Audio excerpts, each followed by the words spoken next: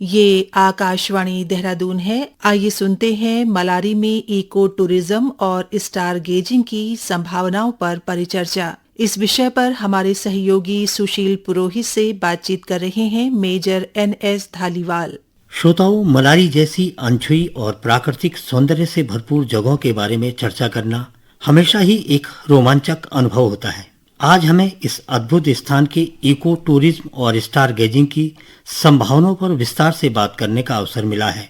आज हमारे साथ हैं मेजर NS धालीवाल जी। सर, आपका क्षेत्रीय समाचार एकांश आकाशवाणी देहरादून की ओर से हार्दिक स्वागत है। आपका बहुत बहुत धन्यवाद। सर, सबसे पहले मलारी के बारे में बहुत कम लोग जानते हैं। क्या आप हमें बता सकते हैं कि यह जगह इतनी खास क्यों है और यहाँ के रहन सहन खान पान के बारे में भी हमें जानकारी दीजिए। जी बिल्कुल। मलारी उत्तराखंड के चमोली जिले में स्थित एक बहुत ही खूबसूरत गांव है जो नंदा देवी बायोस्फीयर रिजर्व का एक महत्वपूर्ण हिस्सा है। यह जोशीमठ से लगभग 60 किलोमीटर की दूरी पर भारत तिब्बत सीमा के समीप स्थित है। मलारी में मुख्य रूप से भोटिया जनजाति के लोग निवास करते हैं, जिनमें मारछा और तोलचा दो प्रमुख उपसमूह हैं। इन दोनों में केवल भाषा का अंतर है, शेष रहन सहन, संस्कृति और परंपराएं समान हैं। तोलचा समुदाय की भाषा में भोटिया और गढ़वाली का मिश्रण देखने को मिलता है, जबकि मारछा समुदाय की भाषा में गढ़वाली के साथ तिब्बती प्रभाव भी स्पष्ट झलकता है। भोटिया जनजाति का इतिहास तिब्बत के व्यापार से जुड़ा है। इनके पारंपरिक परिधान जैसे आंगरा, घाघरा, पाखी, चुबला विशेष पहचान रखते हैं। इनके लोक नृत्य, झुमेलो और चाचरी में गढ़वाली लोक संगीत की झलक मिलती है।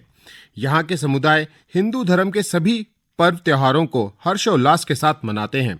मलारी के लोग मुख्यतः जैविक खेती पर निर्भर रहते हैं, जिसमें हींग, लहसुन और मिर्च जैसी औषधि जड़ी बूटियां उगाई जाती हैं। साथ ही सेब, खुमानी, अखरोट, राजमा, फापड़ जो एक प्रकार का अनाज है, इस क्षेत्र में उगाया जाता है। इसके अलावा आलू और झंगोरा व चीना नामक विशेष प्रकार के चावल भी यहाँ उगाए जाते हैं। मलारी की जलवायु और मिट्टी यहाँ की उगाई जाने वाली उपज को विशेष स्वाद और सुगंध देती है। यहाँ का पारंपरिक व्यंजन गैथ, जो एक प्रकार की दाल है, काफी लोकप्रिय है, जिसे चावल के साथ परोसा जाता है। मंडवे की रोटी भी यहाँ के खानपान का अहम हिस्सा है। स्थानीय काष्ठकला और ऊनी वस्त्र निर्माण यहाँ के प्रमुख विशेषताएं हैं। मलारी के कारीगर उच्च गुणवत्ता के शॉल, कालीन, टोपी, मोजे और स्कार्फ तैयार करते हैं। विशेष रूप से गुदमा नामक ऊनी वस्त्र अत्यंत गर्म और आरामदायक होता है, जो यहाँ की ठंडी जलवायु के अनुकूल है। हम बात कर रहे हैं इको टूरिज्म की, तो हमारे श्रोता जानना चाहेंगे कि आखिर इको टूरिज्म क्या है और कैसे मलारी इसमें फिट बैठता है। जी, इको टूरिज्म का अगर साधारण भाषा में अर्थ बताऊं तो हम कह सकते हैं कि ये प्रकृति आधारित पर्यटन है, जो पर्यावरण के प्रति संवेदनशील होता है और इसमें स्थानीय संस्कृति का सम्मान किया जाता है। इसका उद्देश्य पर्यावरण की सुरक्षा के साथ साथ स्थानीय समुदायों के आर्थिक विकास में योगदान देना भी होता है। मलारी इस अवधारणा के लिए एक आदर्श स्थान है। यहाँ के पर्यटन से प्रकृति को कोई नुकसान नहीं पहुँचता, बल्कि पर्यटक यहाँ के जैव विविधता को करीब से समझने और अनुभव करने का अवसर पाते हैं। साथ ही भोटिया जनजाति की संस्कृति और जीवन शैली का अनुभव करने का भी मौका मिलता है, जिससे यहाँ के निवासियों को आर्थिक लाभ मिलता है। आपने मलारी के प्रति हमारे श्रोताओं की उत्सुकता को निश्चित ही बढ़ा दिया है।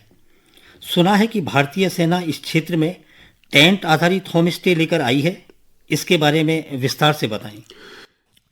जी सुशील, भारतीय सेना ने सीमा पर्यटन को बढ़ावा देने के लिए टेंट आधारित होम स्टे की अवधारणा को बढ़ावा दिया है। यह विशेष रूप से मलारी जैसे सीमावर्ती गांव में लागू किया गया है। टेंट आधारित होम स्टे से यहाँ के पर्यटकों को अद्भुत नज़ारे देखने को मिलते हैं और मैं सुझाव दूंगा कि जो भी मलारी आए, होम स्टे का अनुभव जरूर लें। यह होम स्टे स्थानीय लोगों द्वारा ही संचालित किया जाता है। इस पहल का प्रमुख उद्देश्य सीमावर्ती गांव में पर्यटन को बढ़ावा देना और स्थानीय समुदायों को इसका लाभ दिलाना है। जैसे कि हम जानते हैं कि सुदूर गांव में रोजगार का अवसर बहुत कम होता है, लेकिन इस तरह के पर्यटन पहलों से स्थानीय लोग अपने घरों को होम स्टे में परिवर्तित करके अतिरिक्त आय अर्जित कर सकते हैं। यहाँ ठहरने वाले पर्यटक स्थानीय व्यंजनों, हस्तशिल्प और संस्कृति का अनुभव करते हैं, जिससे स्थानीय अर्थव्यवस्था को भी बढ़ावा मिलता है। टेंट आधारित होमस्टे का दूसरा उद्देश्य पर्यटकों को प्रामाणिक हिमालयी अनुभव प्रदान करना और सीमावर्ती गांवों को इको टूरिज्म के केंद्र के रूप में विकसित करना है। यह पूरी पहल भारत सरकार के वाइब्रेंट विलेज कार्यक्रम के अंतर्गत आती है और मलारी भी इस योजना का हिस्सा है। आपने हमें इको टूरिज्म और मलारी की विशेषताओं के बारे में विस्तार से बताया है। क्या आप अब हमें बता सकते हैं कि मलारी में इको टूरिज्म के लिए कौन सी प्रमुख जगह हैं और उनकी खासियत क्या है? मलारी में इको टूरिज्म को बढ़ावा देने वाली कई अद्भुत स्थल हैं, जो पर्यटकों को एक अविस्मरणीय अनुभव प्रदान करते हैं। मलारी के रास्ते में स्थित द्रोणागिरी पर्वत एक ऐतिहासिक और अत्याधुनिक स्थल है। यह स्थान ट्रैकिंग के शौकीनों के लिए भी बहुत अच्छा है। द्रोणागिरी पर्वत का उल्लेख रामायण में मिलता है। हनुमान जी यहाँ संजीवनी बूटी लेने आए थे। कहते हैं कि वह संजीवनी बूटी पहचान नहीं पाए, इसलिए पूरे पर्वत को ही उठा लाए। अगर बात करें ट्रैकिंग की, तो इसकी शुरुआत जुम्मा गांव से होती है, जो मलारी से मात्र 20 किलोमीटर की दूरी पर है। पूरा ट्रैक 5 से 6 दिन का होता है, जिसमें ट्रैक घने जंगलों और चट्टानी इलाकों से गुजरते हुए द्रोणागिरी पर्वत तक पहुंचता है। इस रास्ते पर द्रोणागिरी गांव भी आता है, जहां की सांस्कृतिक और पारंपरिक धरोहर बहुत अनोखी है। नंदा देवी बायोस्फीयर रिजर्व का हिस्सा होने के कारण यहाँ दुर्लभ वनस्पतियां और जीव जंतु पाए जाते हैं। यह पर्वत न केवल ट्रैकिंग का एक बेहतरीन स्थल है, बल्कि यहाँ पौराणिक कथाओं, प्राकृतिक सुंदरता और रोमांच का एक आदर्श संगम भी है। मलारी में एक और विशेष स्थल है पांडव वृक्ष, जो महाभारत काल से जुड़ा हुआ है। लोक कथाओं के अनुसार पांडव अपने वनवास के दौरान यहाँ रुके थे और इसी वृक्ष के नीचे तपस्या की थी। इसे एक दिव्य स्थान माना जाता है। इस वृक्ष के आकार और विशेषता के कारण यह एक अद्भुत स्थान बन गया है। यह आने पर लोग एक अद्भुत ऊर्जा और शांति का अनुभव करते हैं।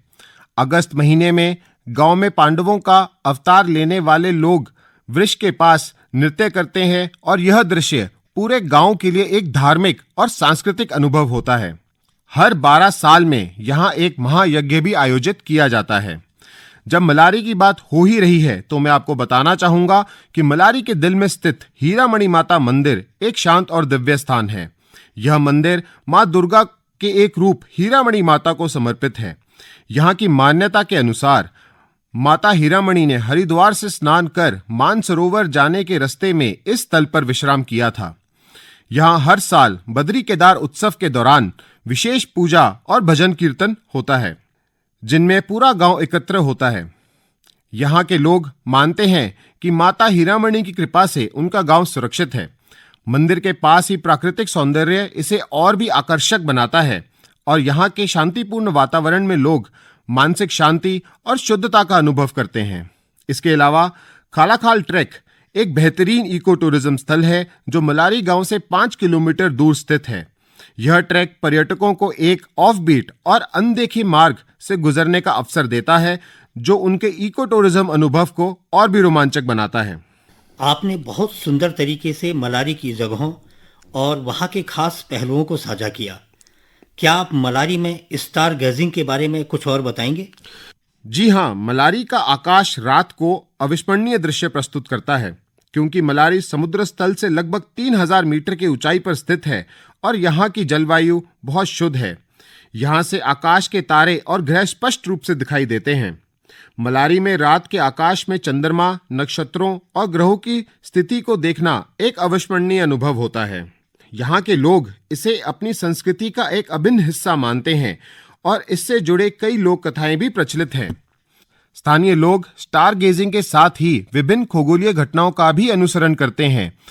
यहाँ पर आपको एक पेशेवर स्टार गेजिंग गाइड मिलता है, जो आपको आकाश गंगाओं, तारों और अन्य आकाशीय घटनाओं के बारे में विस्तार से बताएगा। इन सभी अनुभवों को देखते हुए मलारी में स्टार गेजिंग एक अत्यंत खास और अविस्मरणीय अनुभव बन जाता है। अच्छा, जी मैंने सुना है कि मलारी के लपतल क्षेत्र में कई जीवाश्म मिले हैं, जिनका ऐतिहासिक और वैज्ञानिक महत्व बहुत अधिक है। इनके बारे में थोड़ा विस्तार से बताएंगे? लपतल क्षेत्र में एमोनाइट्स और बिलमनाइट्स जैसे समुद्री जीवाश्म पाए गए हैं, जिन्हें स्थानीय लोग शालिग्राम पत्थर भी कहते हैं। ये जीवाश्म इस बात का सबूत हैं कि यह इलाका कभी प्राचीन तेतीस सागर का हिस्सा था। जब भारतीय प्लेट यूरेशियन प्लेट से टकराई तो यह सागर धीरे धीरे हिमालय में बदल गया और समुद्री जीवों के ये अवशेष यहाँ संरक्षित रह गए। यह केवल भूगर्भीय दृष्टि से महत्वपूर्ण नहीं, बल्कि वैज्ञानिकों को हिमालय के बनने की प्रक्रिया और प्राचीन समुद्री पारिस्थितिकी के बारे में भी बेहद खास जानकारी देता है। बहुत ही दिलचस्प जानकारी दी आपने। अब जब हम मलारी की बात कर ही रहे हैं तो इसके पास ही नीति वैली भी एक शानदार पर्यटन स्थल है। अगर कोई मलारी से नीति की ओर घूमने निकले तो उसे कैसा अनुभव मिलेगा? नीति मलारी से लगभग 20 से 22 किलोमीटर की दूरी पर है और यहाँ तक जाने के लिए अच्छी सड़कें बनी हुई हैं। जो भी मलारी आए उसे नीति को जरूर अपनी यात्रा का हिस्सा बनाना चाहिए, क्योंकि यह एक बेहद खूबसूरत और अनछुआ इलाका है। रास्ते में गमशाली गांव मिलता है जो गर्मियों में एडवेंचर टूरिज्म के लिए बहुत मशहूर है। यहाँ कई बड़े आयोजन होते हैं और द्रोणागिरी पर्वत का अद्भुत नज़ारा भी यहीं से देखने को मिलता है। ट्रैकिंग के शौकीनों के लिए गमशाली बुग्याल ट्रैक एक बेहतरीन विकल्प है, जहां से ऋषि पर्वत का शानदार दृश्य नजर आता है। नीति जाने के रास्ते में तिमरसेन महादेव मंदिर भी पड़ता है, जिसे छोटा अमरनाथ भी कहा जाता है। कहा जाता है कि यहाँ भगवान शिव, गणेश और देवी पार्वती का वास है। इस मंदिर का स्वरूप अमरनाथ गुफा से मिलता जुलता है, इसलिए हर साल बड़ी संख्या में श्रद्धालु यहाँ दर्शन के लिए आते हैं। नीति घाटी का आखिरी गांव नीति अपने प्राकृतिक सौंदर्य के लिए जाना जाता है। सर्दियों में यह पूरी तरह से बर्फ से ढक जाता है, लेकिन गर्मियों में इसकी हरियाली और चारों ओर बर्फीली चोटियां इसे एक अद्भुत पर्यटन स्थल बनाती हैं। यहाँ भोजपत्र के पेड़ अधिक मात्रा में पाए जाते हैं और ब्रह्म कमल का फूल भी देखने को मिलता है। इसके अलावा यहाँ की पहाड़ी चाय और झंगोरा की खिचड़ी भी बेहद स्वादिष्ट होती है और सेहत के लिए भी फायदेमंद मानी जाती है। सुनकर ही मन कर रहा है कि तुरंत यहाँ के लिए निकल लिया जाए। वैसे हमने सुना है कि मलारी को स्टार गेजिंग पैराडाइज भी कहा जाता है। यह जगह इसके लिए इतनी परफेक्ट क्यों मानी जाती है? मलारी स्टार गेजिंग के लिए एक बेहतरीन स्थान है, क्योंकि यहाँ कृत्रिम रोशनी बेहद कम है और आसमान पूरी तरह साफ दिखाई देता है। शहरों की तुलना में यहाँ की रातें बहुत गहरी होती हैं, जिससे खुली आंखों से भी हजारों तारे चमकते हुए दिखते हैं। ऊंचाई पर स्थित होने की वजह से यहाँ की हवा बहुत शुद्ध है, जिससे तारे और ग्रह और भी स्पष्ट नजर आते हैं। कल्पना कीजिए, एक शांत हिमालय घाटी में बैठकर ऊपर अनगिनत तारे देखना कितना खूबसूरत अनुभव होगा। अगर टेलीस्कोप हो तो बृहस्पति के चंद्रमा और शनि की रिंग्स भी आराम से देखी जा सकती हैं। यहाँ आकर स्टार गेजिंग सिर्फ एक अनुभव नहीं, बल्कि एक यादगार एहसास बन जाता है। अगर कोई पहली बार स्टार गेजिंग के लिए आ रहा हो तो उसे किन चीजों का ध्यान रखना चाहिए? सबसे पहले मलारी में रात के समय ठंड बहुत बढ़ जाती है, इसलिए गर्म कपड़ों का ध्यान रखना बेहद जरूरी है। अगर आपको तारों की पहचान करने में रुचि है तो स्टार मैप या स्काईव्यू जैसी मोबाइल एप्लीकेशंस अपने फोन में रख सकते हैं, जो आपको आकाश में नक्षत्रों और ग्रहों की सही जानकारी दे सकती है। रात का सबसे बेहतरीन समय आधी रात के बाद का होता है, जब आसमान एकदम साफ और गहरा दिखाई देता है। अगर आप डी स्पेस ऑब्जेक्ट्स देखना चाहते हैं तो दूरबीन या टेलीस्कोप बहुत मददगार हो सकता है। कई होमस्टे यहाँ टेलीस्कोप की सुविधा भी देते हैं, जिससे आप एक बेहतर अनुभव ले सकते हैं। अब थोड़ा मलारी की वनस्पतियों और जीव जंतुओं के बारे में बताइए। यह जगह जैव विविधता के लिए भी जानी जाती है ना? जी बिल्कुल, मलारी नंदा देवी बायोस्फीयर रिजर्व का हिस्सा है और यहाँ की वनस्पतियाँ और जीव जंतु इसे एक अद्वितीय इकोसिस्टम बनाते हैं। यहाँ देवदार और भोजपत्र के पेड़ बहुत अधिक मात्रा में पाए जाते हैं और ब्रह्म कमल जैसे दुर्लभ फूल भी यहीं खिलते हैं। औषधि पौधों की बात करें तो यहाँ कुटकी, अटिस और कीड़ा जड़ी जैसी जड़ी बूटियां मिलती हैं, जो आयुर्वेद में बहुत महत्वपूर्ण मानी जाती हैं। ये जड़ी बूटियां सिर्फ उच्च हिमालयी क्षेत्रों में ही पाई जाती हैं और कई बीमारियों के इलाज में उपयोग होती हैं। यहाँ के जंगलों में हिम तेंदुआ, कस्तूरी मर्ग और हिमालयी काला भालू जैसे दुर्लभ जीव भी देखे जा सकते हैं। हिमालयन मुनाल, जो उत्तराखंड का राज्य पक्षी है, जो कि यहाँ आसानी से देखा जा सकता है। इसके अलावा गोल्डन ईगल और स्नो पार्ट्रिज जैसे पक्षी भी यहाँ आसमान में मंडराते रहते हैं। अब अगर कोई मलारी की यात्रा की योजना बना रहा हो तो सबसे अच्छा समय कौन सा रहेगा? जी, यहाँ पर मौसम में कुछ ना कुछ खास होता है। स्टार गेजिंग के लिए अक्टूबर से मार्च सबसे अच्छा समय माना जाता है, क्योंकि इन महीनों में आसमान बेहद साफ होता है।